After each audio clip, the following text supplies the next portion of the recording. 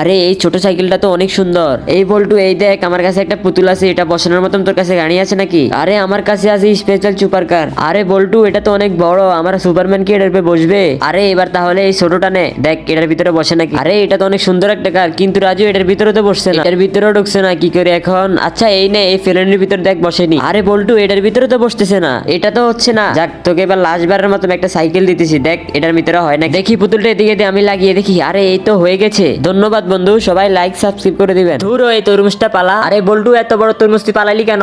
একই তরমুজ প্রতিদিন খেতে ভালো লাগে? আচ্ছা ঠিক আছে, এই ফল দিয়ে আজকে তোকে সুন্দর একটা জুস বানিয়ে দেবো। বন্ধুরা, বল্টুর প্রতিদিন একই রকম ফল খেতে ভালো লাগে না, তাই আজকে ভাবলাম এইসব ফল দিয়ে বিভিন্ন ধরনের সুন্দর করে একটা জুস বানিয়ে বল্টুকে অনেক খুশি করে দেবো। তারপরে অনেক খারাপ লাগে যখন থেকে তোমরা ভিডিও দেখো, লাইক সাবস্ক্রাইব করো না, আজকে করে দেবে প্লিজ। এই তো আমাদের জুস হয়ে গেল। এই বল্টু কই তুই? এই নে খেয়ে দেখ।